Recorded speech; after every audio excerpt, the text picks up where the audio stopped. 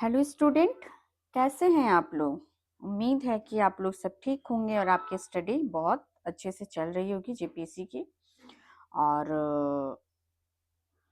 सुबह जो मैंने आप लोगों को जो सिलेबस डिस्कस की थी जेपीएससी का जो मैं सिलेबस डिस्कस की थी उसमें मैं बताई थी कि पेपर 1 का जो एनिसेंट का जो सिलेबस का जो पार्ट है आपका हिस्ट्री का, ठीक है, उसमें आपका एनिसेंट, मिडिएबल और मॉडर्न जो पढ़ना है उसमें से आज मैं लेके दो टॉपिक लेके आई हूँ, एनिसेंट से और मिडिएबल से बहुत सारे पीवाई क्यू। ठीक है, जितने भी प्रीवियस ईयर में क्वेश्चंस पूछे गए हैं जेपीएससी के द्वारा वो सारे क्वेश्चन मैं लेके अभी आई हूँ और साथ में इसका फुल एनालिसिस भी। एंड ये जो मिडिएबल सॉरी एनिशियंट एनिशियंट का जो भी मोस्ट इम्पॉर्टेंट टॉपिक जो हैं जो आपका एग्जाम्स में आएंगे उसको मैं ब्रीफ में एक्सप्लेन कर दी हूँ। ठीक है, 3-4 स्लाइड में उसको भी की हूँ और दोनों का मिडिएबल का और एनिशियंट का जो पीवाई क्यू है वो भी मैं करवा दूंगी। अभी सुबह मैंने आप लोगों को बताया था कि अभी जो इवनिंग में क्लास चलेंगी इसका, जो कि यहाँ से कितने क्वेश्चन पूछे जाते हैं आपके 15 क्वेश्चन पूछे जाते हैं हिस्ट्री का। तो अभी मैं दो टॉपिक लेके आई हूँ तो उससे आपका 10 क्वेश्चन का रहेगा। ठीक है, और बाकी का जो मॉडर्न का जो क्लासेस रहेगी वो मैं कल मॉर्निंग में कर दूंगी। ठीक है, मॉडर्न का क्लासेस जो होगा, क्योंकि मॉडर्न का जो होता है ना उसमें क्वेश्चंस थोड़ा ज्यादा होते हैं तो इसलिए मॉडर्न को मैं अलग से लेके आऊंगी, मॉडर्न हिस्ट्री को, और वो मैं कल मॉर्निंग में करवाऊंगी। और एक चीज और है कि आज जो वैब्स अकेडमी है उस चैनल पे आपका मोर देन 100 एमसीक्यूज जो है करंट का वो सर के द्वारा करवा दिया गया है। जाके आप सारे उसको देख सकते हैं, करंट का जो भी है नेशंस लेवल का वो सारे करंट करवाया गया है। ठीक है, तो आज आप देख लीजिएगा जाके, वो भी इवनिंग में मे बी अपलोड हो जाएगा क्लासेस, तो प्लीज जाके वो देखिएगा। और आप लोगों को अगर सारे क्लासेस अच्छी लगती हैं हमारे तो आप प्लीज वैब्स अकेडमी को सब्सक्राइब कर लीजिएगा और टेलीग्राम लिंक से जुड़ जाइएगा, जो कि आपका टेलीग्राम लिंक यहाँ पे नीचे में दिया हुआ है। इसमें आप टेलीग्राम पे जाके सर्च कर लेना और इसको टेलीग्राम पे पीडीएफ के लिए जो आज का मैं क्लासेस लूंगी उसका पीडीएफ चाहिए, क्योंकि ये प्रीवियस ईयर का क्वेश्चन है। प्रीवियस ईयर क्वेश्चन करवाने का पता है मेन मोटिव क्या होता है, इससे आपको ना एक आइडिया पता चल जाता है कि कमीशन क्या क्वेश्चंस पूछता है। ठीक है, जो कमीशंस है यानी कि जेपीएससी द्वारा पिछले सालों में किस तरह के क्वेश्चंस को पूछे जाते हैं, इसलिए मैं आज आप लोगों के लिए लेके आई हूँ सारे जितने एनिसेंट और मिडिएबल में जो क्वेश्चंस पूछे गए थे वो मैं पीवाईक्यू आज करवा दूंगी। ओके, तो चलिए आगे क्लास देखते हैं कि फर्स्ट जो हमारा क्वेश्चंस क्या है उसको देखते हैं। ठीक है, और आप लोग क्लासेस सब कोई प्रॉपर वे में कर रहे हो, काफी लोग क्लासेस को देखते हैं बट सब्सक्राइब नहीं करते, प्लीज आप लोग सब्सक्राइब कर लेना। ठीक है, क्लासेस को, ताकि हमें भी मोटिवेशन मिले कि आप लोगों को हमारी क्लासेस पसंद आ रही हैं। ठीक है, तो देखते हैं फर्स्ट क्वेश्चन हमारा क्या है। तो फर्स्ट क्वेश्चन जो हमारा है जो प्रीवियस ईयर क्वेश्चन है उसमें पूछा गया था कि सिंधु घाटी सभ्यता के लोग किस धातु से अपरिचित थे। जो सिंधु घाटी के लोग थे वो किस धातु को वो लोग नहीं जानते थे, उसके बारे कुछ जानते ही नहीं थे। तो इसका जो आपका आंसर हो जाएगा वो हो जाएगा आपका लोहा, ऑप्शन नंबर डी। यहाँ था सिंधु घाटी का जो लोग थे वो आपका क्या करते थे, ये कांस्य युग के थे। सिंधु घाटी सभ्यता के बारे थोड़ा जानते हैं, यहाँ के जो थे ये इनको सिंधु घाटी सभ्यता को बोला जाता है क्या, कांस्य युग बोला जाता है। क्या बोला जाता है, कांस्य युग बोला जाता है। और यहाँ पे लोहा का तो ज्ञान नहीं था बट किन चीजों का था, तो वहां पे तांबा, तांबा प्लस टीन। ठीक है, यानी कि तांबा और टीन, टीन को मिला करके लोग क्या बना देते थे, कांसा। यानी कि ये सारे चीजें का वहां पे देखा गया, तांबा, टीन और कांसा। तो यहाँ पे तांबा भी था, टीन भी था। और लोहे का उपयोग कहाँ से स्टार्ट हुआ, ये सोना का भी था, लेकिन लोहा का जो उपयोग था वो आपका उत्तर वैदिक काल से देखा गया है। क्या कहाँ से शुरू हुआ लोहा का उपयोग, तो वो होता है उत्तर वैदिक काल से, जो सिंधु घाटी सभ्यता के बाद आया था। नेक्स्ट क्वेश्चन देखते हैं आपका क्या है, क्वेश्चन नंबर 2। इसमें ग्रेट बाथ किस स्थल से संबंधित है, जो ग्रेट बाथ है वो किस स्थल से संबंधित है। तो ये जो आपका हो जाएगा ग्रेट बाथ, वो आपका हो जाएगा यानी कि ग्रेट बाथ यानी कि स्नागार। स्नागार कहाँ से संबंधित है, तो आपका इसका जो आंसर हो जाएगा ये हो जाएगा आपका मोहन जोदड़ो से। तो कहाँ से ये हुआ था, ये मोहन जोदड़ो से हुआ था। यहाँ पे मोहन जोदड़ो जो स्नागार बनाया गया था वहां पे बीच में एक चबूतरा टाइप से था, वहां पे सीढ़ी नुमा स्नानगार, चारों तरफ से सीढ़ियां बनी हुई थी। ठीक है, तो कहाँ था ये आपका ग्रेट बाथ, तो ये था आपका मोहन जोदड़ो में। नेक्स्ट क्वेश्चन देखते हैं कि थर्ड नंबर क्वेश्चन क्या था। ये जो था आपका, ये जो स्नागार था, बाथ जो ग्रेट बाथ था, ये सार्वजनिक था, किसी किसी एक का नहीं था। ये सामाजिक अनुष्ठान का संकेत बताता है। क्या बताता है ये स्नागार, एक सामाजिक अनुष्ठान का। इसी में भी ये बताता है कि यहाँ पे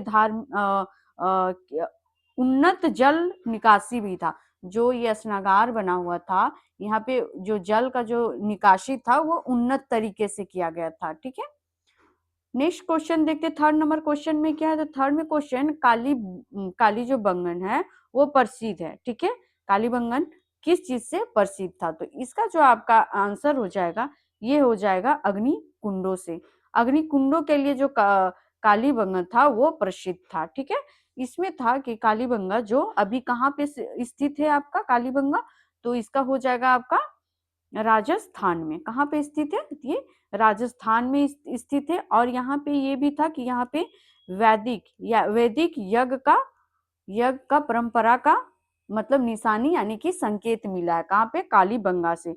और यहीं पे जूते हुए खेत का भी कालीबंगा से ही आपका जो जूते हुए खेत यानी जोते हुए खेत का प्रमाण मिला है। ठीक है, वहां का जो खेत थे वो जोते हुए थे, यानी कि यहाँ से आपका हल मिला होगा, हल था तभी तो खेत जूते हुए थे। तो यहाँ से ही आपको कालीबंगा से ही जोते हुए खेत का प्रमाण मिला था। नेक्स्ट क्वेश्चन देखते हैं क्या, फोर्थ नंबर क्वेश्चन आपका। तो फोर्थ नंबर क्वेश्चन में है कि पूछ रहा है कि ऋग्वैदिक आर्यों का मुख्य व्यवसाय क्या था। जो ऋग्वैदिक था उसका मुख्य व्यवसाय क्या क्या था। जेपीएससी का द्वारा ये सारे क्वेश्चन पूछे गए, इतने शॉर्ट शॉर्ट क्वेश्चन पूछे जाते हैं। ठीक है, इसीलिए मैं इतने छोटे छोटे क्वेश्चन को ले आई हूँ। पहले मैं दिखा दूंगी, उसके बाद फिर बताऊंगी कि क्या क्या आपको पढ़ना है। तो इसका जो आंसर हो जाएगा आपका पशुपालन। जो ऋग्वैदिक जो आर्य थे, आर्यो, वो मुख्य व्यवसाय क्या था उन लोग का, पशु पालन था। यहाँ पे जो पशुपालन में था गाय, क्या था, गाय। गाय जो था इसको ये लोग यहाँ का संपत्ति मानते थे। क्या मापते थे, संपत्ति का माप था। जो गाय था वहां का संपत्ति का माप था। और युद्ध के लिए भी ये लोग, पता है, युद्ध के लिए भी ये लोग गायों गायों के लिए ही करते थे। युद्ध भी इन लोग का जो होता था ना वो गायों के ही लिए होता था। ठीक है, और कृषि गोंद थी। यहाँ पे कृषि जो थी वो कृषि किस तरह की थी आपकी, ये गोंद थी। क्या थी, गोंद थी। ओके, तो इसका जो आंसर हो जाएगा आपका पशु पालन हो जाएगा, जो ऋग्वैदिक काल के लोग करते थे। फिफ्थ नंबर क्वेश्चन हमारा कह रहा है उत्तर वैदिक काल में भूमि स्वामित्व किसका था। जो उत्तर वैदिक काल था उसमें भूमि स्वामित्व किसका था, तो इसका जो आंसर हो जाएगा, जो भूमि का स्वामित्व होता था वो किस पे होता था, व्यक्तियों पे होता था। यानी कि उत्तर वैदिक काल में निजी संपत्ति यानी कि निजी जो संपत्ति की अवधारणा थी, क्या थी, निजी संपत्ति की अवधारणा थी। ठीक है, और यहाँ पे कृषि विस्तार था। क्या था, तो यहाँ पे कृषि विस्तार था। ठीक है, और यहाँ का जो वर्ण व्यवस्था था उत्तर वैदिक काल का, वो वर्ण व्यवस्था जो था ये बिल्कुल कठोर था। क्या था, कठोर था। कभी पूछो क्वेश्चन कि कौन सा काल का जो वर्ण व्यवस्था था वो कठोर था, तो वो हो जाएगा आंसर उत्तर वैदिक काल। अभी जो इसका आंसर हो जाएगा ऑप्शन नंबर सी, व्यक्तियों का स्वामित्व था। नेक्स्ट क्वेश्चन देखते हैं 5 नंबर क्वेश्चन क्या कह रहा है, सॉरी 6 नंबर क्वेश्चन क्या कह रहा है कि कौन सा वेद यज्ञ कर्म कांड से संबंधित है। कौन सा जो वेद यज्ञ है जो कर्म कांडों से संबंध रखता है। तो इसका जो आपका आंसर हो जाएगा ये हो जाएगा आपका ऋग्वेद। या ये जो है ना ऋग्वेद, इसमें यज्ञ करते समय बोले जाने वाले मंत्र है। यहाँ पे जो ऋग्वेद में जो है तो यज्ञ के टाइम बोले जाने वाले मंत्र हैं। कहाँ पे आपका हो जाएगा यजुर्वेद में। यजुर्वेद में पुरोहितों का मार्गदर्शन को बतलाया गया है। यजुर्वेद में आपको पुरोहितों का यानी कि जो हमारे बुजुर्ग थे उनका मार्गदर्शन को बताया गया। तो इसका जो आपका आंसर हो जाएगा ऑप्शन नंबर सी हो जाएगा। 7 नंबर क्वेश्चन में क्या कह रहा है कि बुद्ध का पहला उपदेश किस स्थान पर दिया गया। बुद्ध का जो पहला उपदेश था वो किस स्थान पर दिया गया था। तो इसका जो आपका आंसर हो जाएगा ये हो जाएगा आपका ऑप्शन नंबर डी। फर्स्ट उपदेश कहाँ पे दिया गया था बुद्ध का, तो उनका था आपका सारनाथ। ये धर्म चक्र का प्रवर्तन माना जाते थे। क्या ये धर्म चक्र का प्रवर्तक थे, ठीक है, प्रवर्तन थे। और ये पंचवर्गीय भिक्षुक थे। क्या ये यहाँ इसी को पंचवर्गीय भिक्षुक भी कहा जाता था। और मध्य मार्ग का शिक्षा को इन्होंने बुद्ध ने अपनाया था। क्या शिक्षा इनका क्या था, मध्यम मार्ग। क्या था, मध्यम मार्ग की शिक्षा, ठीक है। तो इसका जो आपका आंसर हो जाएगा जो पहला शिक्षा ये दिया था इन्होंने उपदेश वो था सारनाथ, ठीक है। 8 नंबर क्वेश्चन में कह रहा है आपका कि बौद्ध संघ में महिलाओं के प्रवेश का अनुमति किसने दी। बौद्ध जो संघ था उसमें महिलाओं की अनुमति किसने दी थी, ठीक है। तो ये जो इसका जो आंसर हो जाएगा आपका, इसका आंसर हो जाएगा गौतमी के अनुरोध पर। इसका जो एक्सप्लेन कर देती हूँ मैंने, जो महाप्रजापति जो गौतमी थी वो आपके बुद्ध के कौन थी, मौसी थी। ये भिक्षुणी संघ की संस्थापक थी। ये कौन थी, ये भिक्षुणी संघ की स्थापना किया था किन्होंने, बुद्ध ने। इसका जो आपका आंसर हो जाएगा ये हो जाएगा ऑप्शन नंबर सी यानी कि बुद्ध के द्वारा दिया गया था, ठीक है। नेक्स्ट क्वेश्चन देखते हैं कि क्या जैन धर्म के 24वें तीर्थकर कौन थे। जैन जो धर्म था उनका 24वें तीर्थकर कौन थे। तो इनका आंसर हो जाएगा ऑप्शन नंबर डी हो जाएगा। इनका क्या जन्म कहाँ हुआ था इनका, महावीर का, ये हुआ था आपका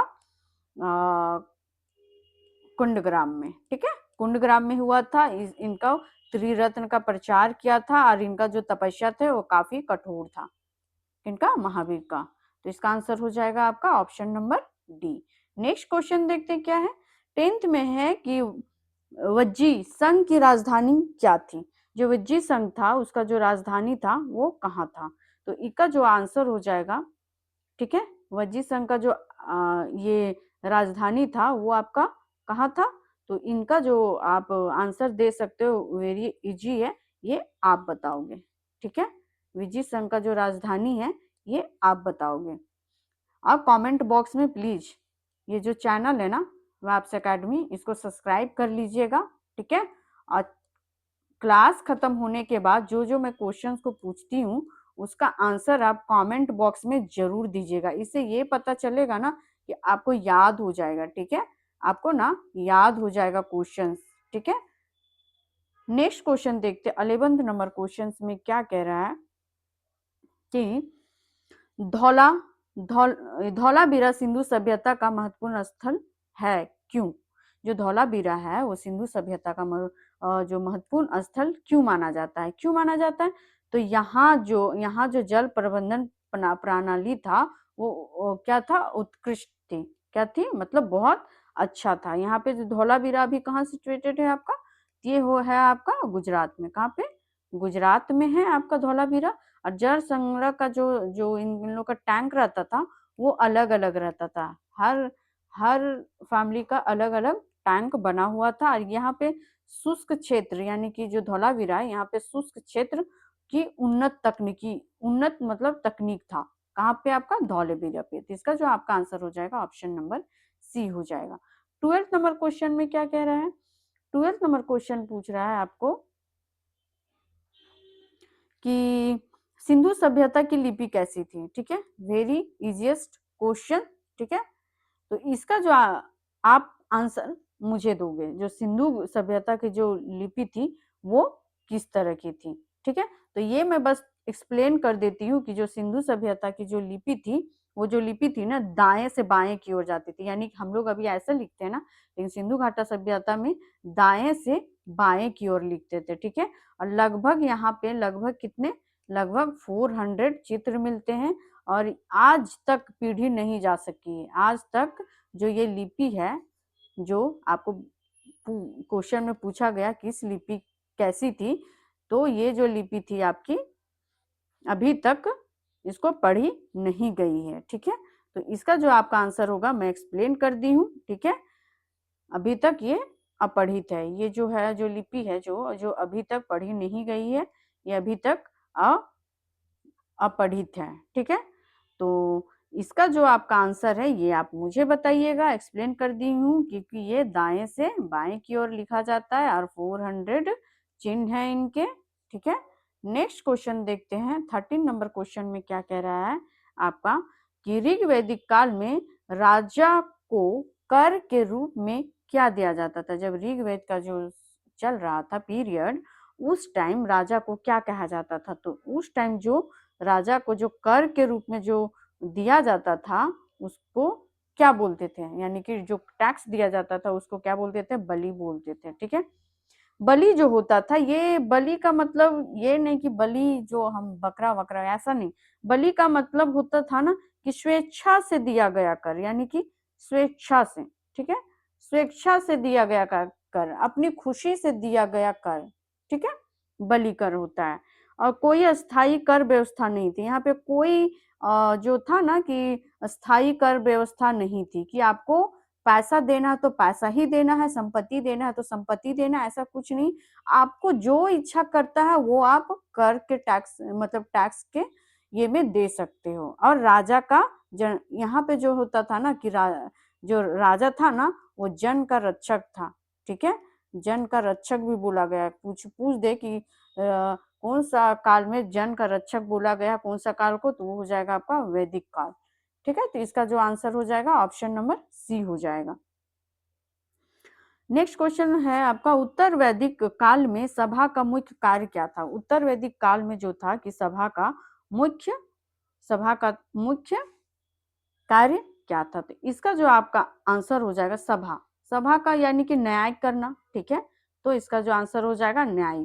सभा, सभा न्याय एवं सामाजिक का विषय होता है। ठीक है, सभा जो होता है आपका वो न्याय और सामाजिक का विषय होता है। ठीक है, इसमें समिति यानी कि जो समिति होती है, जो समिति होती है वो राजनीतिक का होता है। क्या होता है, राजनीतिक का होता है।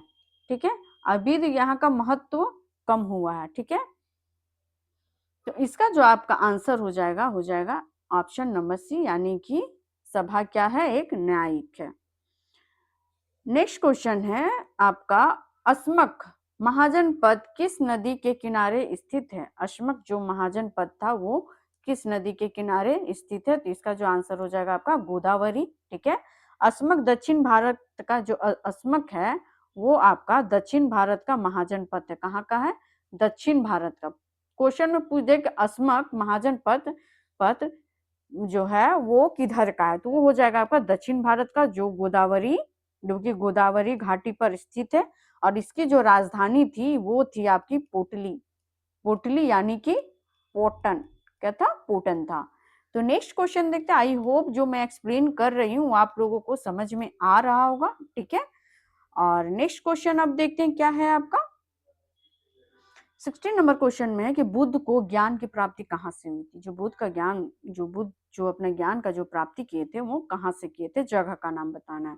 ठीक है, तो वो कहाँ से प्राप्त किए थे, बोध गया से। कहाँ से प्राप्त किए थे, बोध गया।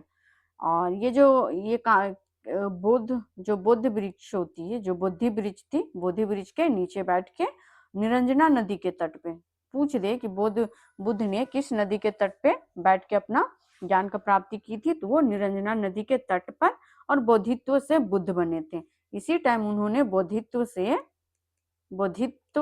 बोधिसत्व से क्या बने थे, बुद्ध बने थे।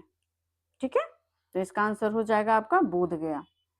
नेक्स्ट क्वेश्चन है आपका, जैन धर्म में केवल ज्ञान का अर्थ क्या होता है। ठीक है, जैन धर्म में केवल ज्ञान का अर्थ क्या होता है, तो इसका जो आपका आंसर हो जाएगा 18 नंबर का आंसर जो आपका हो जाएगा, सॉरी 17 नंबर क्वेश्चन देखा नहीं मैंने, हाँ 17 नंबर जो क्वेश्चन है, 16 भी नहीं पढ़ाई मैं, हाँ बोध गया, हाँ इसका 17 नंबर का जो क्वेश्चन है, 17 नंबर में देख, बौद्ध धर्म का मुख्य उद्देश्य क्या था। जो बौद्ध धर्म था ना, उसका मुख्य उद्देश्य क्या था, तो बौद्ध धर्म का जो मुख्य उद्देश्य था वो था आपका निर्वाण। क्या था, निर्वाण था आपका।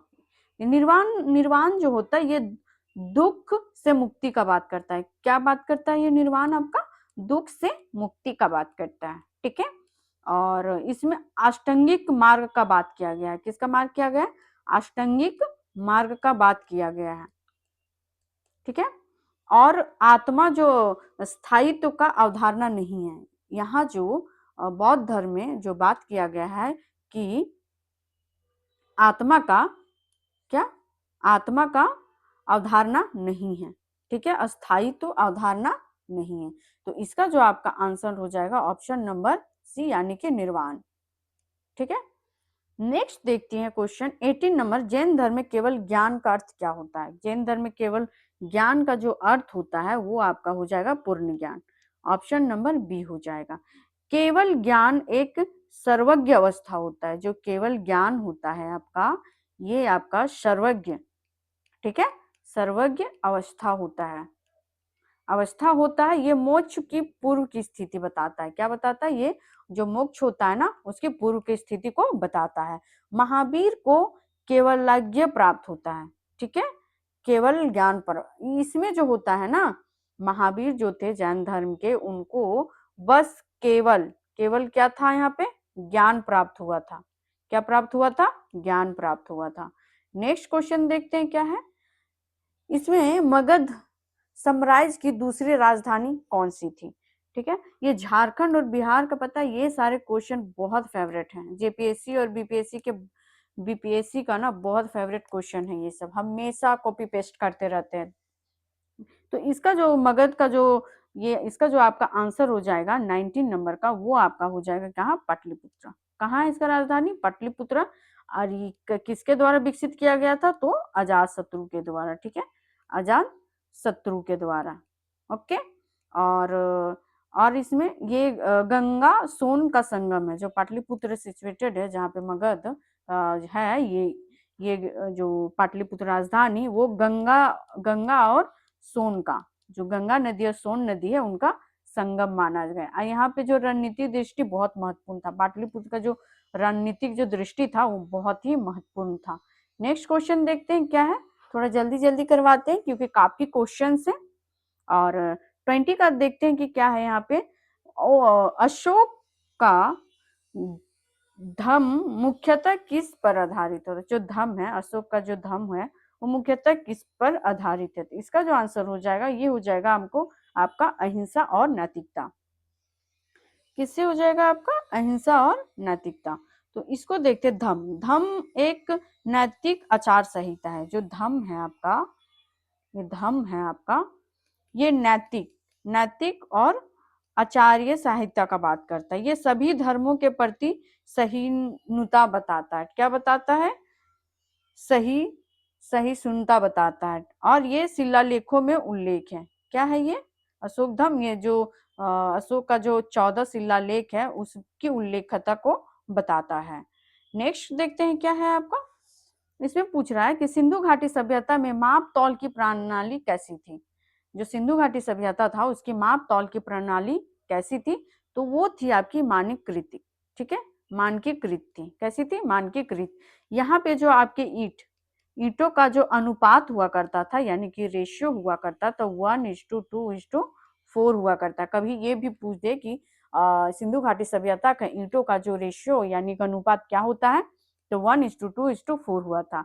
इसका जो बाट माप था वो पूरे क्षेत्र में समान था। क्या था, जो माप तौल यानी कि बांटना और मापना जो था वो पूरे एरिया में जो सिंधु घाटी सभ्यता था वहां पे सब में इक्वल हुआ करता था। और यहाँ का जो प्रशासन जो था ना, ये मजबूत प्रशासन का संकेत बताता है। क्या बताता है, स्ट्रॉन्ग, ठीक है, मजबूत शासन का संकेत को दर्शाता है। नेक्स्ट क्वेश्चन है आपका 22 नंबर, सिंधु सभ्यता के लोग मृतकों को सामान्यतः, जो सिंधु सभ्यता के जो लोग थे वो मृतकों को क्या करते थे, वो जलाते थे या फिर खुले में छोड़ देते थे या फिर आपका दफनाते थे या फिर समाधि बनाते थे। ये क्वेश्चन बीपीएससी के द्वारा भी पूछा गया है और जेपीएससी के द्वारा भी पूछा गया है। तो इसका जो आपका आंसर हो जाएगा ऑप्शन नंबर सी हो जाएगा कि वहां जो सिंधु घाटी की सभ्यता के जो लोग थे वो बॉडीज को क्या करते थे, वो दफनाते थे। ठीक है, तो इसका आंसर हो जाएगा आपका ऑप्शन नंबर सी हो जाएगा। नेक्स्ट क्वेश्चन है आपका, ऋग्वेद में सबसे अधिक वर्णित देवता कौन थे, ऋग्वेद में सबसे अधिक, ठीक है, वर्णित देवता कौन है, तो वो थे आपके इंद्र, इंद्रदेव थे। कौन थे, इंद्रदेव थे। ठीक है, नेक्स्ट क्वेश्चन देखते हैं कि क्या है आपका, इसका आंसर हो जाएगा इंद्रदेव हो जाएगा। ओके, और इसमें जो है आपका, इसमें जो बताया गया कि युद्ध एवं वर्षा के देवता जो इंद्रदेव थे उनको क्या बोला जाता था, युद्ध एवं वर्षा का देवता। एक सेकेंड, मिस्टेक हो रहा है। हाँ, इसमें होता है आपका ये युद्ध एवं वर्षा के देवता के रूप में जाना जाता था। ठीक है, और क्या था इसमें, पुरंद कहलाते थे। ये जो थे आपके, ये पुरंद कहलाते थे। क्या, इनको बोला जाता था पुरंद। ठीक है, पुरंदर कहलाते थे ये। और ये सार्वजनिक सूक्त समर्पित थे। ये जो इंद्रदेव थे ये सार्वजनिक सूक्त समर्पित थे। नेक्स्ट क्वेश्चन की ओर देखते हैं, नेक्स्ट क्वेश्चन क्या है, तो नेक्स्ट क्वेश्चन 24 में पूछ रहा है कि उत्तर वैदिक काल में वर्ण व्यवस्था का आधार क्या था। उत्तर वैदिक जो काल था उसका जो वर्ण व्यवस्था था वो आपका कैसा था, तो वो था आपका जन्म के आधार पर। क्या था आपका, जन्म के आधार पर था। ओके, एक्चुअली मेरा जो फोन है ना वो चार्ज नहीं है, ठीक है, इसके वजह से ऐसा इश्यू हो रहा है। पेन चार्ज नहीं है तो इसलिए ऐसा हो रहा है, तो I am sorry. Next question देखते हैं, जितना हो पाएगा उतना कर देते हैं। अभी 25 नंबर क्वेश्चन में पूछ रहा है कि बुद्ध के उपदेशों का संकलन किस वैदिक बौद्ध संगीति में हुआ है। ठीक है, जो बुद्ध है, एक सेकेंड रुक जाइएगा। हाँ, तो इसका जो आपका आंसर हो जाएगा वो हो जाएगा आपका ऑप्शन नंबर ए, यानी कि पहला। किसमें हुआ था, फर्स्ट में हुआ था। ओके, नेक्स्ट क्वेश्चन देखते हैं कि नेक्स्ट क्वेश्चन क्या है आपका 26 नंबर क्वेश्चन, तृतीय बौद्ध संगीति किस शासक के समय हुई। जो तृतीय बौद्ध संगीति हुई थी वो किस शासक के टाइम पे हुआ था। तो इसका जो आपका आंसर हो जाएगा ये आपका हो जाएगा 26 का जो आंसर है वो हो जाएगा आपका अशोक, यानी कि तीसरे नंबर पे हो जाएगा, सी नंबर पे।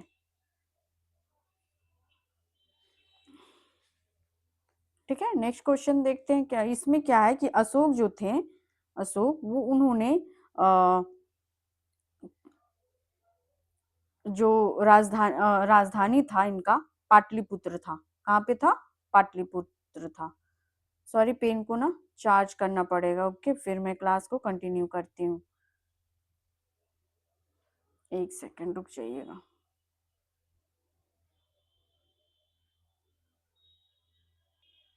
ठीक है, तो फिर देखते हैं, कुछ टेक्निकल इश्यू हो गया था तो क्लासेस में अच्छे से एक्सप्लेन नहीं कर पा रही थी, तो इसको मैं थोड़ा सा बता देना चाह रही हूँ। आपका जो क्वेश्चन नंबर था 25 में क्या था, हाँ 25 में था कि आपका जो बुद्ध के जो उपदेशों का जो संकलन किस बौद्ध संगीति में हुआ था। इसका जो आपका आंसर हो जाएगा 25 का, ये हो जाएगा आपका प्रथम।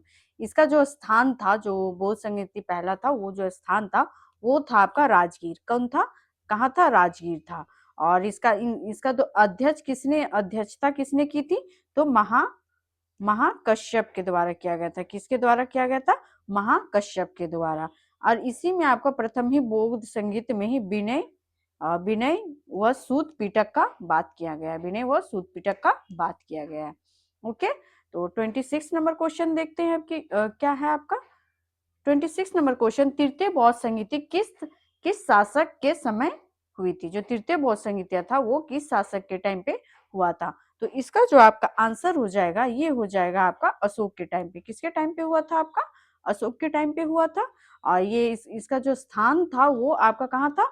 ये आपका पाटलिपुत्र था। कहाँ पे था? पाटलिपुत्र में था। और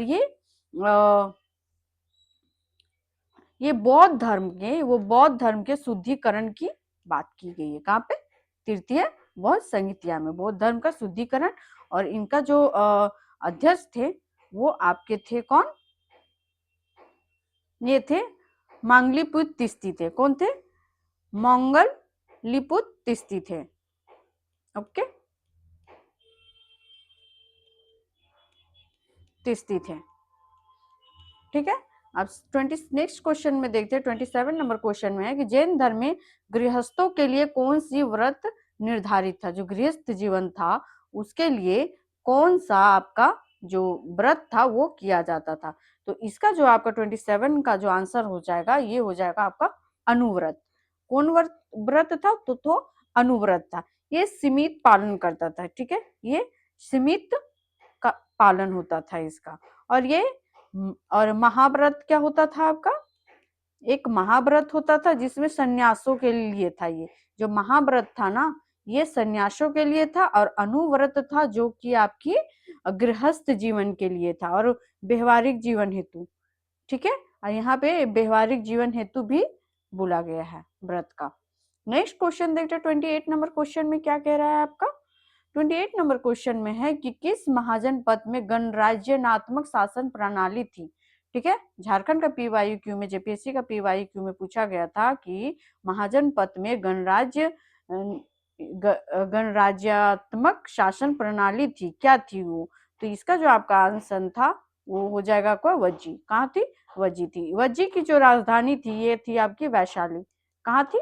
वैशाली थी। ये एक लिच्छवी संघ थी।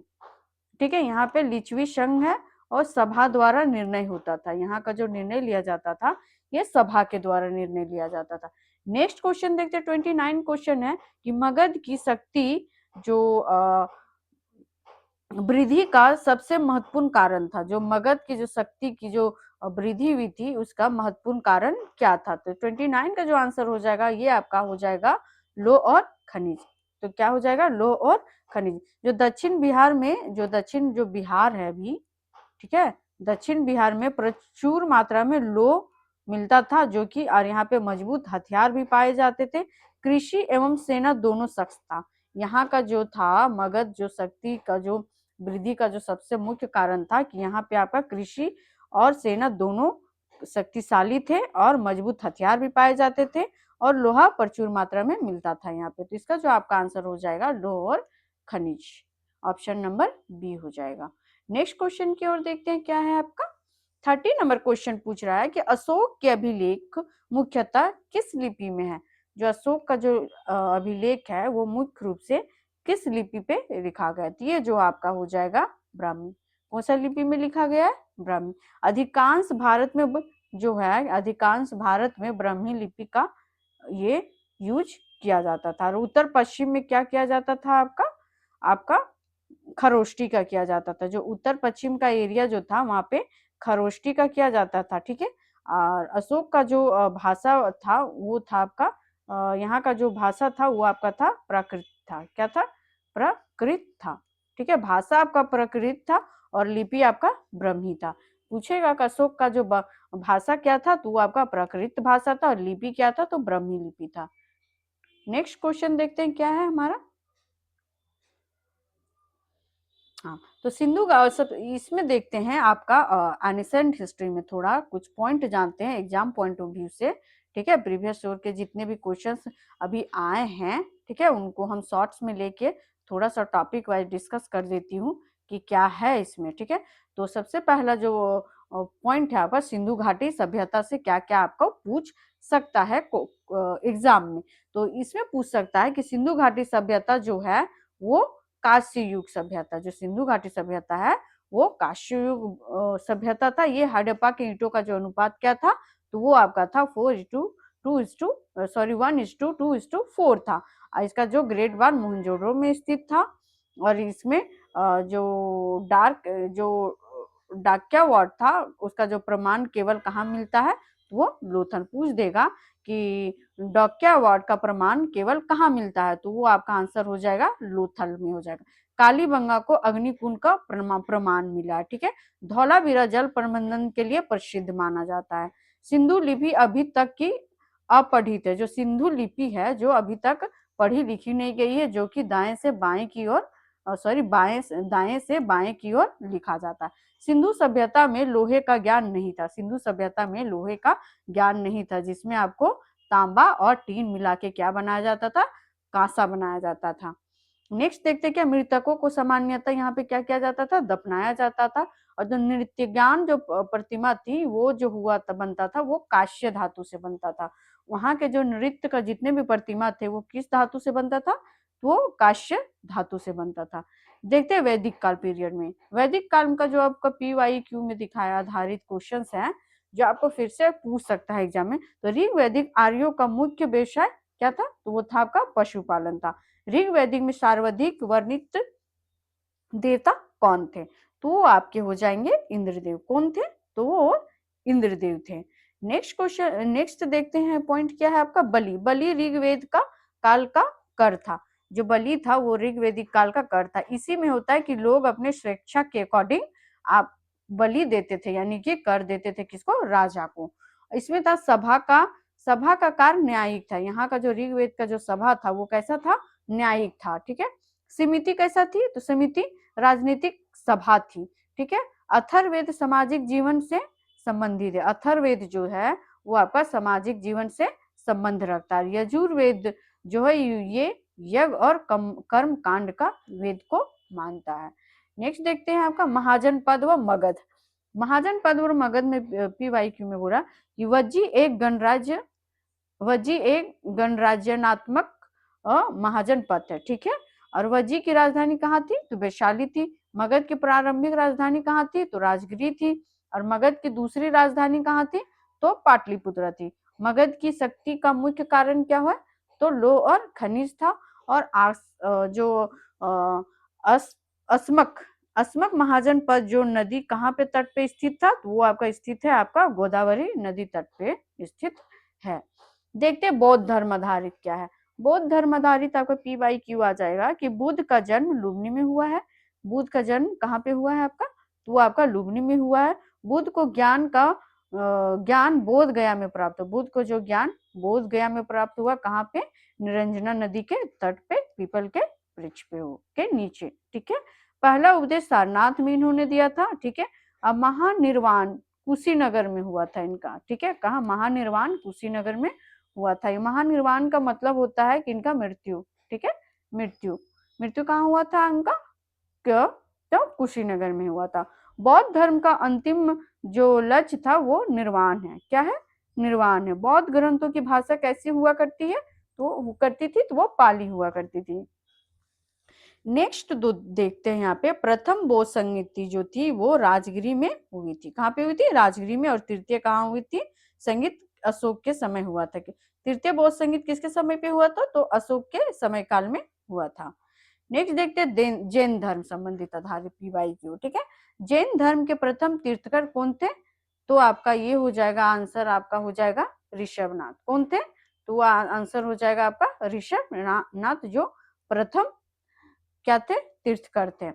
24वें तीर्थकर कौन थे, तो वो महावीर थे। जैन धर्म को क्या बोला, त्रिरत्न के ये से बोला जाता है इनको। सम्यक ज्ञान, सम्यक दर्शन और सम्यक आचरण, इनके जो जैन धर्म के जो ये था आधार था वो क्या था, सम्यक ज्ञान होता है, सम्यक दर्शन होता है, सम्यक आचरण होता है। गृहस्थों के लिए व्रत क्या था, गृहस्थों के लिए व्रत तो था वो आपका अनुव्रत था। जो गृहस्थ जीवन का जो व्रत होता था वो आपका होता था अनुव्रत होता था, ठीक है। और इसमें और एक चीज भी मैं बताई थी, जो महाव्रत होता था, महाव्रत जो होता था वो सन्यासों के लिए होता था। किसके लिए होता था? तो आपका संन्यास। केवल ज्ञान का अर्थ ही पूर्ण ज्ञान होता है। इसमें पूछा जाएगा क्वेश्चन कि केवल ज्ञान का अर्थ क्या होता है, तो वो हो जाएगा आपका पूर्ण ज्ञान हो जाएगा। तो नेक्स्ट अब देखते हैं कि नेक्स्ट क्या है। तो नेक्स्ट आपका आ जाएगा अब मेडिएवल इंडिया, जो मेडिएवल हिस्ट्री है उससे आपका क्वेश्चंस आएंगे। ये PYQ है। पहले मैं थोड़ा कुछ ऐसे क्वेश्चंस है जिसको मैं लेके आई हूँ, उसके बाद में PYQ साथ में करवा दूंगी। तो पहला क्वेश्चन देखते हैं कि इसमें क्या है, दिल्ली सल्तनत का संस्थापक किसे माना जाता है, यानी कि कौन है। ठीक है, तो इसका जो आंसर हो जाएगा आपका ऑप्शन नंबर ए। कौन है? तो वो कुतुबुद्दीन ऐबक। कुतुबुद्दीन ऐबक को ये फाउंड कब किया था, मतलब कब इसका स्थापना 1206 AD में किया था। कब किया था? 1206 AD में किया था। ठीक है, और नेक्स्ट देखते हैं क्वेश्चन नंबर 2 क्या है। तो इसमें क्वेश्चन नंबर 2 में पूछ रहा है आपका कि कुवत उल इस्लाम मस्जिद का निर्माण किसने किया था। कुवत उल इस्लाम मस्जिद का निर्माण किसने करवाया था। तो इसका भी आंसर हो जाएगा आपका ऑप्शन नंबर बी। कौन? कुतुबुद्दीन ऐबक ने करवाया था इसका। ठीक है, कुतुबुद्दीन ऐबक ने। कहाँ पे किया था ये नियर बाई, कहाँ पे, ये किसके नजदीक में किया था, तो कुतुब मीनार। कुतुब मीनार के नजदीक में, जो भी दिल्ली में है। कुतुब मीनार कहाँ है? दिल्ली में। ठीक है, और ये जो इसका जो बुलेट जो यूज हुआ है, ये कुवत उल इस्लाम मस्जिद का जो बुलेट यूज हुआ, ये जैन टेम्पल के रिमाइंस से हुआ। किसके? जैन टेम्पल के रिमाइंस से हुआ है। ठीक है, नेक्स्ट देखते हैं क्या, भारत में एकता प्रणाली किसने प्रारंभ की थी। भारत में जो एकता प्रणाली हुआ था वो किसके द्वारा लाया गया था। तो ये हो जाएगा आपका आंसर इल्तुतमिश के द्वारा। किनके द्वारा लाया गया था? तो ये आपका आंसर हो जाएगा इल्तुतमिश के द्वारा लाया गया था। नेक्स्ट क्वेश्चन देखते हैं क्या है आपका, बाजार नियंत्रण नीति किस सुल्तान ने लागू की थी। जो बाजार नियंत्रण था वो किस सुल्तान ने लागू की थी। ठीक है, तो ये हो जाएगा आपका ऑप्शन नंबर बी। किसने की थी बाजार नीति का? तो ये हो जाएगा अलाउद्दीन खिलजी। ठीक है, और यहाँ पे जो बाजार जो नियंत्रण था, यहाँ पे जो आपका एक और चीज है कि यहाँ का जो प्राइस हुआ करता था ना, वो फिक्स्ड हुआ करता था। क्या होता था? फिक्स्ड प्राइस हुआ करता था। ठीक है, और ये जो मार्केट रहते थे ना, ये सेपरेट रहते थे। क्या रहते थे? सेपरेटेड मार्केट हो रहते थे। ठीक है, और यहाँ पे क्या, बहुत लार्ज यानी बड़े पैमाने पे आर्मी हुआ करते थे। ठीक है, नेक्स्ट क्वेश्चन देखते हैं क्या है आपका, दिल्ली से दौलताबाद राजधानी किसने स्थानांतरित की। जो राजधानी दिल्ली था, दिल्ली से दौलताबाद राजधानी किसने स्थानांतरित किया था। तो इसका जो आपका 5 का जो आपका आंसर हो जाएगा वो हो जाएगा आपका मोहम्मद बिन तुगलक, ऑप्शन नंबर बी। ठीक है, इन्होंने आपको क्या किया था, दिल्ली को दौलताबाद राजधानी ट्रांसफर किया था। 6 नंबर क्वेश्चन है, सांकेतिक मुद्रा किस सुल्तान ने चलाई थी। जो सांकेतिक मुद्रा है वो किस सुल्तान के द्वारा चलाया गया था। तो इसका आंसर हो जाएगा आपका मोहम्मद बिन तुगलक, यानी कि MBT के द्वारा चलाया गया था। ठीक है, नेक्स्ट क्वेश्चन देखते हैं। 7 नंबर क्वेश्चन में क्या है, इसमें है कि लोधी वंश का संस्थापक कौन है। जो लोधी वंश का जो संस्थापक वो किसे माना जाता है। तो इसका आंसर हो जाएगा आपका Bahlol Lodi, option number B. Bahlol Lodi ने बैटल ऑफ ये पानीपत का जो युद्ध हुआ था, ठीक है, 1526 में, उस टाइम इन्होंने इसका स्थापना किया था। लोधी वंश का कब? 1526 में। ठीक है, नेक्स्ट क्वेश्चन देखते हैं क्या है। 1526 में पानीपत का युद्ध किनके बीच हुआ था। जो अभी बताई मैं कि जो 1526 में किनके द्वारा हुआ था ये युद्ध। तो ये जो आपका आंसर हो जाएगा, इसका आंसर हो जाएगा आपका ऑप्शन नंबर कौन सा? सी। ठीक है, ऑप्शन नंबर सी हो जाएगा, सॉरी सी हो जाएगा। किनके किनके बीच हुआ था? तो बाबर और इब्राहिम लोदी के बीच हुआ था। किनके बीच हुआ था? बाबर और इब्राहिम लोदी के बीच हुआ था। 9 नंबर क्वेश्चन है, तुजुक ए बाबरी के लेखक कौन है। तुजुक ए बाबरी के लेखक किन्हें माना जाता है। ठीक है, तो इसका जो आंसर हो जाएगा आपका ऑप्शन नंबर बी। किसको माना जाता है? ये बाबर को माना जाता है। ठीक है, बाबर को माना जाता है। नेक्स्ट क्वेश्चन क्या है, जब्त प्रणाली किसने लागू की थी? ठीक है, जब्त जो प्रणाली है वो किसने लागू की थी? तो इसका जो आंसर हो जाएगा ऑप्शन नंबर सी। किसने लागू किया था? ये अकबर के द्वारा लागू किया गया था। दिल्ली सल्तनत में ब्लडी एंड आयरन की नीति, ब्लडी एंड आयरन की नीति किसने अपनाई? ठीक है, इसका जो आपका आंसर हो जाएगा 11 का, ये हो जाएगा आपका ऑप्शन नंबर बी। किसने? बलबन ने अपनाई। किसने? बलबन ने अपनाई थी। और बलबन ने कठोर दंड की नीति अपनाई। बलबन को आप ये भी बोल सकते हैं कि बलबन ने कठोर का जो दंड नीति होता है ये बलबन के द्वारा ही अपनाया गया था। और बलबन ने ही राजा का जो प्रतिष्ठा बनाए रखने पर बल दिया था। जो राजा लोग का प्रतिष्ठा होता था उसको बनाए यानी कायम रखने के लिए उन्होंने बल दिया था। और इन्होंने ही, बलबन ने ही आपका क्या किया था? बलबन ने ही जिल ए इलाही की अवधारणा लाए थे। ठीक है, जिल ए इलाही की। तो इसका जो आपका आंसर हो जाएगा कि दिल्ली सल्तनत के ब्लडी एंड आयरन किन्हें कहा गया है, तो वो बलबन हो जाएंगे। ठीक है, नेक्स्ट क्वेश्चन देखते हैं 12th नंबर में क्या है आपका। इसमें है कि सिजाद और पायोबोस की प्रथा किसने शुरू की? ठीक है, तो सिजदा और पाइबोस की प्रथा किसने शुरू की थी? तो इसका जो आपका आंसर हो जाएगा ये बलबन के द्वारा। दरबार, यहाँ पे बलबन के द्वारा ही पता है क्या किया गया था? दरबारी शिष्टाचार, जो दरबारी जो शिष्टाचार होता है उसको लाया गया था। राजा को सर्वोच्चता दर्शाने हेतु दर्शाया जाता था। और बाद में इस्लामी विवादों को विरोध भी किनके द्वारा किया गया था? तो बलबन के द्वारा किया गया था।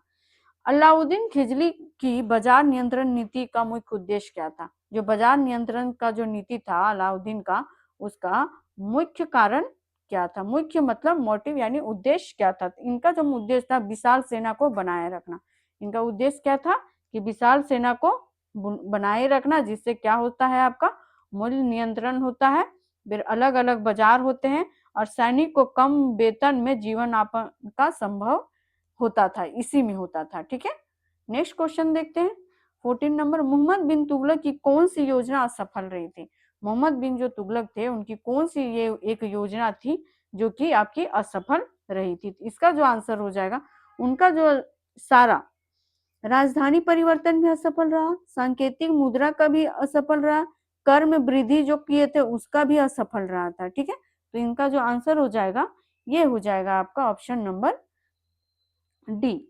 ठीक है, इसमें सभी योजनाओं को असफल हुआ था। इनका किनका? एमबीटी का। इन्होंने जनता अत्यधिक बोझ माना था। ठीक है, और प्रशासनिक विफलता का भी प्रतीक इनको मतलब माना जाता है।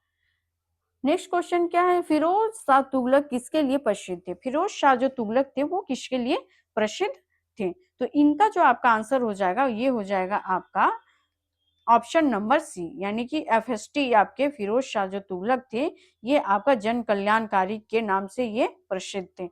पूछे क्वेश्चन के जन कल्याणकारी से कौन से शासक प्रसिद्ध थे? तो उनका आंसर हो जाएगा एफएसटी यानी फिरोज शाह तुगलक। इन्होंने नहरों का निर्माण करवाया था। और एक चीज है कि फिरोज शाह तुगलक जो थे इन्होंने ही नहरों का निर्माण करवाया था। ठीक है, नहरों का निर्माण करवाया और अस्पतालों व मदरसे, जितने भी मदरसे होते हैं ना मदर तेरेसा वाले, इन्होंने ही उनका स्थापना किए थे। ठीक है, अस्पताल व मदरसे का। और इनका जो दंड हुआ करता था ना, एफएसटी का जो दंड हुआ करता था वो काफी आपका जो मतलब नरमी से किया जाता था। नरमी से इनका जो दंड देने का जो प्रक्रिया था वो ज्यादा कठोर नहीं था बाकियों शासकों के हिसाब से देखा जाए तो इनका जो था वो नरमी तरह से ये दंड दिया करते थे। ठीक है, तो इसका जो आंसर क्या हो जाएगा आपका? सी हो जाएगा। इसीलिए इनको जल कल्याणकारी कार्य शासक के रूप में जाना जाता है। 16 नंबर है, लोधी वंश का अंतिम शासक कौन था? लोधी वंश का जो अंतिम शासक है वो कौन थे?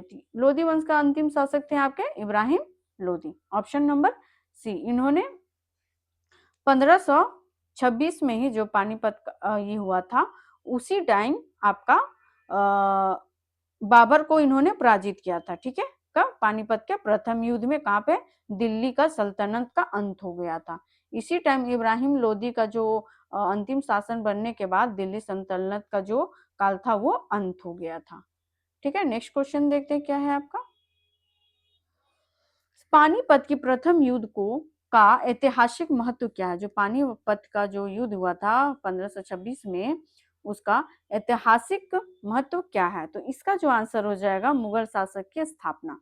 क्या था, हो जाएगा इसका आंसर, मुगल शासक की स्थापना। इसमें 1526 बारूद व तोपों का प्रयोग किया गया था। का 1526 का पानीपत का युद्ध जो हुआ था उसमें बारूद और तोपों का प्रयोग किया गया था। इसी टाइम आपको पता है मध्यकालीन भारत का नया युग स्टार्ट हो गया था। इसी टाइम जो भारत का जो मध्यकालीन भारत था, इसी टाइम यानी कि मिडिएबल का आपका नया यानी कि युग स्टार्ट हो गया था। ठीक है, न्यू पीरियड स्टार्ट हो गया था। 18 नंबर क्वेश्चन में कह रहा है कि हुमायूं को भारत में पुनः सत्ता किसकी सहायता में मिली थी। जो हुमायूं की जो सत्ता थी वो किसकी सहायता से मिली थी। तो इसका जो आपका आंसर हो जाएगा ये हो जाएगा ऑप्शन नंबर सी।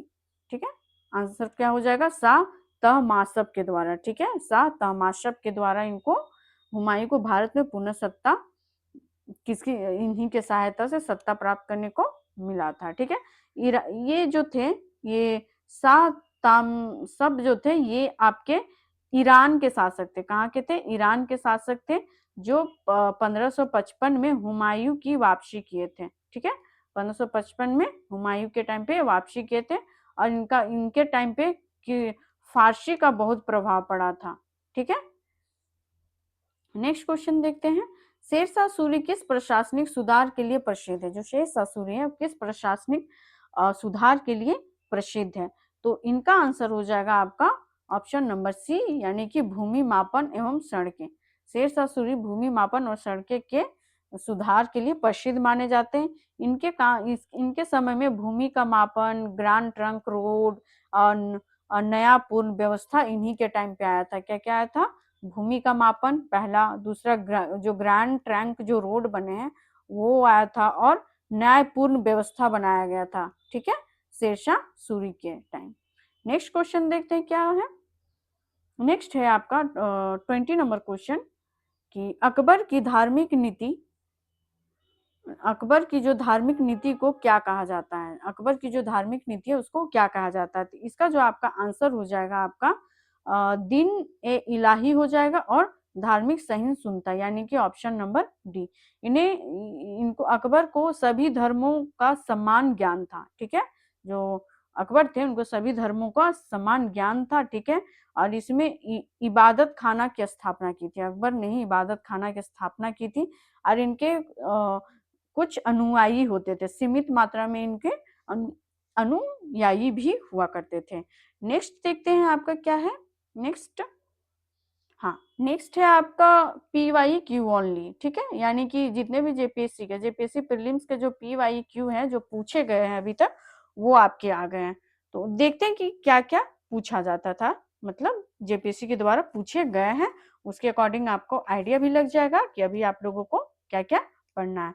ठीक है, ये मैं स्टार्ट करने से पहले आप लोगों को मैं ये बता दूं कि अगर आप लोगों को हमारा जो पढ़ाने का जो तरीका है वो आप लोगों को अच्छी लग रही है तो प्लीज आप पता है क्या करें, वैप्स जो एकेडमी चैनल है ना, वैप्स एकेडमी चैनल, इसको आप ना सब्सक्राइब कर लें। ठीक है, ताकि आप लोगों को जो भी मैं क्लासेस रिकॉर्डेड डालती हूँ ना वो आपको नोटिफिकेशन मिल जाए। ठीक है, नहीं तो पता चले कि मैं जो भी क्लासेस करवा रही हूँ, इतने इम्पोर्टेंट MCQs दे रही हूँ, आप इसे मिस ना कर दे। ठीक है, अब पता चले कि एग्जाम में आ जाए तो आपसे वो क्वेश्चन सॉल्व होगा नहीं होगा, आई डोंट नो। इससे बेटर है कि आप हैं कि क्लासेस देख के जाए। हमारे जितने भी क्लासेस अपलोड हो रहे हैं सारे क्लासेस आप अभी आप लोगों के पास टाइम नहीं है अगर ज्यादा लंबे लंबे क्लासेस देखने के, तो 2x के स्पीड से भी आप क्लासेस को जाके सारा पॉलिटी का भी क्लास पढ़ा हुआ है। ठीक है, और आपका हो जाएगा जियोग्राफी का भी क्लासेस पढ़े हुए हैं, जाके आप सारे क्लासेस को देखिएगा।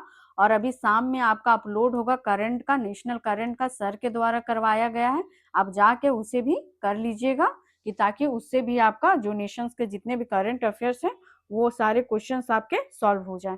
तो ठीक है, आप प्लीज यार, आप लोगों को अगर अच्छा लगता है क्लासेस तो प्लीज आप सब्सक्राइब कीजिए, ठीक है। आप लोग इतने सारे लोग आते हैं बट सब्सक्राइब नहीं करते हैं।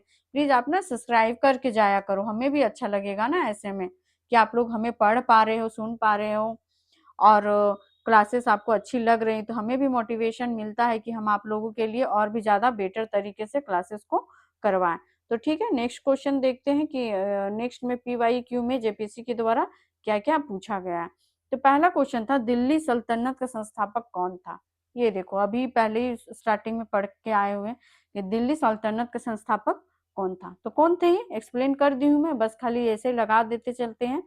कौन थे, तो वो कुतुबुद्दीन ऐबक थे। कब, 1206 में किए थे, ठीक है। दिल्ली सल्तनत की स्थापना। और कुतुबुद्दीन ऐबक क्या थे, गुलाम वंश के प्रथम क्या थे, शासक थे। और मोहम्मद गोरी के क्या थे, ये सेनापति थे। कौन, कुतुबुद्दीन ऐबक। नेक्स्ट क्वेश्चन देखते हैं क्या है आपका, दूसरा नंबर क्वेश्चन क्या कह रहा है। सेकंड नंबर क्वेश्चन में है आपका कि कुवत उल इस्लाम मस्जिद का निर्माण किसने करवाया था। देखिए, यही क्वेश्चन PYQ जेपीएससी के थ्रू आया हुआ है, ठीक है। इसका जो आपका आंसर हो जाएगा, ये आपका कुतुबुद्दीन ऐबक ही हो जाएगा, ठीक है। इन्होंने भारत की जो पहली मस्जिद है, इन्हीं के द्वारा करवाया गया है, ठीक है। किनके द्वारा, कुतुबुद्दीन ऐबक के द्वारा कुतुब मीनार जो परिसर बनवाया गया है, इन्हीं के द्वारा किया गया। हिंदू जैन मंदिरों और अवशेषों से निर्मित है, ठीक है। किनके द्वारा साफ किया गया है, तो कुतुबुद्दीन ऐबक के द्वारा किया गया है। बस ये याद रखिएगा कि कुव्वत उल इस्लाम मस्जिद इन्होंने कुतुबुद्दीन ऐबक ने ही करवाया है, और जो भी भारत का पहला जो मस्जिद है वो कुतुबुद्दीन ऐबक के द्वारा ही किया गया है, ठीक है। नेक्स्ट क्वेश्चन देखते हैं क्या है आपका, भारत में एकता प्रणाली किसने शुरू की। देखिए, ये भी क्वेश्चन पीछे मैं करवा दी हूँ। तो इसका जो आपका एकता प्रणाली किसने किया था आपका, ये हो जाएंगे आपके इल्तुतमिश ने करवाया था। एकता प्रणाली, एकता का मतलब क्या होता है, सबसे पहले ये जानते हैं एकता का मतलब क्या। एकता का मतलब होता है भूमि राजस्व व्यवस्था। क्या होता है इसका मतलब, भूमि राजस्व व्यवस्था होता है, ठीक है।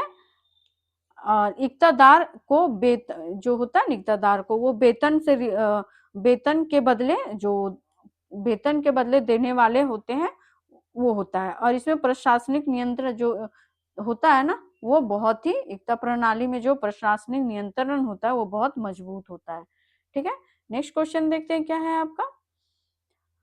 इसमें आपका जिल ए इलाही की उपाधि किस सुल्तान ने धारण की थी। जिल ए इलाही की जो उपाधि है वो किस शासन ने धारण की थी, ये हो जाएगा आपका ऑप्शन नंबर बी, अलाउद्दीन खिजली के द्वारा। ये इनका मूल्य निर्धारण अलग अलग क्या था, ये जो करते थे, जो अलाउद्दीन खिलजी थे, इन्होंने मूल्य जितने भी बाजार का जो मूल्य होता था ना, उनका निर्धारण करते थे, और अलग अलग बाजार लगवाते थे, और बड़े सेनानी बनाने मतलब बनाए रखने हेतु करते थे। जितने भी बड़े बड़े सेना होते थे उनको बनाए रखने के लिए इन्होंने जिलेलाई उपाधि मतलब उन्होंने काम किया है, इसे इसीलिए उनको जनता के द्वारा क्या दिया गया, जिलेलाई उपाधि का सुल्तान धारण मिला था, ठीक है। नेक्स्ट क्वेश्चन देखते हैं, क्या बाजार नियंत्रण नीति किस सुल्तान ने लागू की थी। देखिए, PYQ अभी मैं एक्सप्लेनेशन में बता रही थी कि इन बाजार नियंत्रण नीति किसने, तो आपका क्या हो जाएगा, आपका इसका आंसर 5th नंबर का जो आंसर हो जाएगा, क्या हो जाएगा, अलाउद्दीन खिजली। किसके द्वारा, अलाउद्दीन खिजली के द्वारा, ठीक है। और 6 नंबर क्या है कि राजधानी को दिल्ली से दौलताबाद स्थानांतरित किसने किया। भाई, ये सब क्वेश्चन आया हुआ है, इसीलिए मैं पहले ये क्वेश्चंस करवा दे ली हूँ, ताकि आप लोग को पता चले कि मैं क्या लेके आई हूँ आप लोगों के लिए। तो ये जो आंसर आपका हो जाएगा 6 नंबर का, MBT कौन हो जाएगा, MBT यानी कि मोहम्मद बिन तुगलक। अब मोहम्मद बिन तुगलक का ही जो है ना कि इनका प्रशासनिक और जनता भारी कष्ट में थे, और योजना इनको वापस लेनी पड़ी थी। इनके जितने भी प्रशासनिक जो कार्य हुआ थे ना, वो सारे असफल रहे थे। किनके, तो मोहम्मद बिन तुगलक के। नेक्स्ट क्वेश्चन है 7 नंबर क्वेश्चन में क्या है आपका कि सांकेतिक मुद्रा यानी टोकन करेंसी किसने चलाई थी, ठीक है। सांकेतिक मुद्रा किसने चलाई थी, इसका जो आपका 7 का जो आपका आंसर हो जाएगा, ये MBT के द्वारा चलाया गया था। किसके द्वारा, मोहम्मद बिन तुगलक के द्वारा गया था। और जो टोकन था, जो वो मुद्रा जो था, ये तांबे की मुद्रा थी। क्या थी, पूछेगा कि टोकन करेंसी था, वो करेंसी किस धातु का था, तो वो आपका हो जाएगा तांबे की मुद्रा थी। और यहाँ इस टाइम पे पता है चांदी की कमी हुआ करती थी। क्या चांदी की कमी हुआ करती थी? और नकली सिक्कों का मोहम्मद बिन तुगलक ने नकली जो सिक्के होते थे ना, सिक्कों का योजना चलाया था, जो कि उनका क्या हुआ था, विफल हो गया था। क्या हो गया था? विफल। इसीलिए माना जाता है कि जो सामाजिक कार्य और जितने भी योजनाओं का कार्य किया गया था, वो कौन से शासक का सबसे विफल रहा था, तो वो आपका मोहम्मद बिन तुगलक हो जाएगा। और टोकन करेंसी कौन चलाए थे? तो मोहम्मद बिन तुगलक ने ही चलाए थे। नेक्स्ट क्वेश्चन है आपका, लोधी वंश का संस्थापक किसे माना जाता है? तो लोधी वंश का जो संस्थापक है वो आपका हो जाएंगे बहलोल लोधी। कौन हो जाएगा आंसर आपका? बहलोल लोधी के द्वारा। इन्होंने तोपखानों का प्रयोग किया था, ठीक है, तोपखाने का प्रयोग किया था, दिल्ली सल्तनत का अंत किया था और मुगल शासन का शुरुआत किया था। पूछा जाएगा कि कौन से शासक ने दिल्ली सल्तनत का शुरुआत किया था, तो वो हो जाएगा आपका बहलोल लोधी। और दिल्ली सल्तनत का अंत बहलोल लोधी ने ही किया था और मुगल शासन का शुरुआत भी आपका बहलोल लोधी ने किया था। और तोप खाने का प्रयोग सबसे पहले बहलोल लोधी के ही द्वारा किया गया था, ठीक है। तो नेक्स्ट क्वेश्चन और क्या है, 1526 में पानीपत का प्रथम युद्ध युद्ध किन के बीच में हुआ था? तो ये किन के बीच में हुआ था? तो बाबर और किन के बीच में हुआ था? तो वो बाबर और, बताइए 9 नंबर का क्या हो जाएगा आंसर? बाबर और इब्राहिम लोदी के बीच में हुआ था, ठीक है। या ऊपर में मैं बता दी थी किसके किसके बीच में, बाबर और इब्राहिम लोदी के बीच में हुआ था। 10 नंबर क्वेश्चन का जो आपका कह रहा है कि तुजुक ए बाबरी के लेखक कौन है? तुजुक ए बाबरी का लेखक कौन है? तो तुजुक ए बाबरी का जो लेखक है वो थे कौन? बाबर थे। कौन थे? बाबर थे, ठीक है। तो इसमें जो और आपका जो देखते हैं कि क्वेश्चन नंबर नेक्स्ट क्या कह रहा है आपका, 11 नंबर, रक्त ए लोह नीति यानी कि ब्लड एंड आयरन पॉलिसी की सुल्तान किन्हें कहा जाता है? ब्लड एंड आयरन का जो सुल्तान किन्हें कहा जाता है, ठीक है। तो ये जो आपका 11 का जो आंसर हो जाएगा ये हो जाएगा आपका बलबन। किनको बोला जाता है? तो बलबन को बोला जाता था, ठीक है। ये बलबन ने कठोर नीति को अपनाया था। ये भी याद रखिएगा कि कठोर नीति किनका नीति सबसे कठोर हुआ करता था, तो आंसर हो जाएगा आपका बलबन हो जाएगा। विद्रोहियों को नर्म दमन करते थे, ठीक है, नर्मम दमन करते थे। इसका इनका जो सत्ता था वो केंद्रीकृत सत्ता हुआ करता था। क्या हुआ करता था? केंद्रीकृत सत्ता हुआ करता था। नेक्स्ट 12 नंबर क्वेश्चन में देखते हैं कि सिजादा और पायोबोस की प्रथा किसने प्रारंभ की थी? माई PYQ में पहले ही करवा दी थी, ठीक है ना स्टूडेंट्स, आप देख लो पहले कि क्या मेरा मतलब मेरा MCQs कराने का जो तरीका है वो आप देखो कि क्या है, ठीक है। तब भी आप लोग में हमारे चैनल को ना सब्सक्राइब नहीं कर रहे हो, प्लीज यार कर दिया करो, कितना रिक्वेस्ट करवाते हैं आप लोग, ठीक है। तो 12 का जो क्वेश्चन पढ़ो आप, सिजादा और पायोबोस की प्रथा किसने प्रारंभ की? तो इसका जो आंसर हो जाएगा, ये पीछे मैं बता दी थी वो आप बताओगे। 12th का जो आंसर है ना ये आप बताओगे, ओके। अब नेक्स्ट क्वेश्चन देखते हैं 13 नंबर क्वेश्चन में क्या है आपका। 13 नंबर क्वेश्चन में है कि अलाउद्दीन खिलजी की बाजार नियंत्रण नीति का उद्देश्य क्या था? तो इनका जो बाजार नीति का नियंत्रण का जो उद्देश्य था वो था आपका विशाल अस्थायी सेना बनाए रखना। क्या उद्देश्य था उनका? तो विशाल अस्थायी सेना को बनाए रखना। नेक्स्ट क्वेश्चन देखते हैं 14 नंबर क्वेश्चन में क्या है, मोहम्मद बिन तुगलक की कौन सी योजना सबसे अधिक आलोचित रही थी? मोहम्मद बिन की जो योजनाएं थी सभी योजनाएं विफल रही है। क्या रही है? विफल रही है। तो इसमें से कौन सी एक योजना है जो आलोचित रही है, ठीक है, जो आलोचनात्मक रही है? तो इसका जो आंसर हो जाएगा आपका 14 का, राजधानी परिवर्तन में भी आलोचित रहा है, सांकेतिक मुद्रा यानी कि टोकन करेंसी में भी उनका विफल रहा है, ठीक है, और कर वृद्धि भी उनका विफल रहा, यानी कि इसका जो आंसर हो जाएगा आपका ऑप्शन नंबर सी हो जाएगा, ठीक है। नेक्स्ट क्वेश्चन देखते हैं 15 नंबर में क्या कह रहा है कि फिरोज शाह तुगलक किस कारण प्रसिद्ध है? फिरोज शाह जो तुगलक थे वो किस कारण से प्रसिद्ध थे? तो इसका जो आपका आंसर हो जाएगा ये हो जाएगा आपका जन कल्याणकारी। क्या हो जाएगा? जन कल्याणकारी। इसको एक्सप्लेन नहीं करूंगी, सारा कर दी हूँ। लोधी वंश का अंतिम शासक कौन था? तो लोधी वंश का जो अंतिम जो शासक था वो कौन थे? तो इब्राहिम लोधी थे। कौन थे? इब्राहिम लोधी थे, ठीक है। उनका 1526 में पराजित, पानीपत का प्रथम युद्ध, दिल्ली सल्तनत का अंत। ओके, नेक्स्ट क्वेश्चन देखते हैं 17 में, पानीपत के प्रथम युद्ध 1526 में ऐतिहासिक महत्व क्या था? तो इसका जो ऐतिहासिक महत्व था 17 में मुगल शासन की स्थापना। क्या था? ऑप्शन हो जाएगा आपका ऑप्शन नंबर बी, मुगल शासन की स्थापना। नेक्स्ट देखते हैं 18 नंबर क्वेश्चन, हुमायूं को पुनः सत्ता किसकी सहायता? तो ये आपका आंसर हो जाएगा किसका?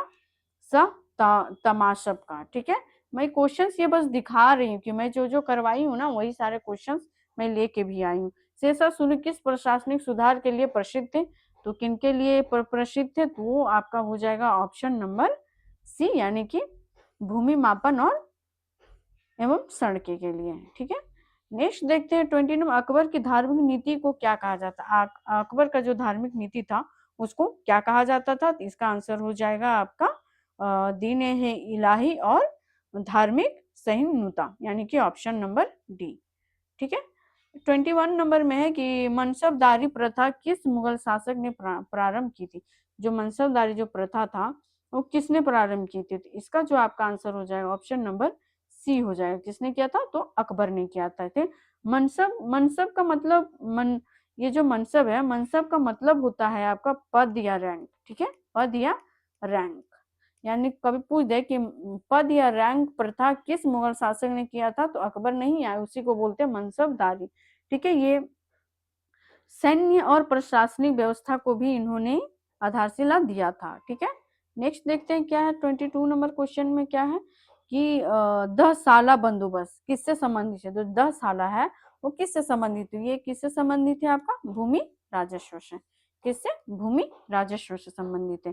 इसमें पिछले 10 वर्षों की औसत का उपज पर लगता था। किससे होता था? यहाँ जो कर लगता था, जो 10 सालों का जो उपज होता था उसमें औसत उपज पर कर लगता था, यानी कि टैक्स लगता था। ठीक है, और अकबर के द्वारा, और ये जो था भूमि 10 साला बंदोबस्त, ये अकबर के द्वारा क्या किया गया था? लागू किया गया था। ठीक है, नेक्स्ट क्वेश्चन देखते हैं क्या है 23 में कि अकबर द्वारा स्थापित इबाद खाना कहाँ स्थित है? जो अकबर के द्वारा जो इबाद खाना है वो कहाँ स्थित है? तो ये फतेहपुर सिकरी में स्थित है। ठीक है, ये 1575 में इसको ये किया गया था। ये धार्मिक वाद है, यानी कि अभी भी विवाद है।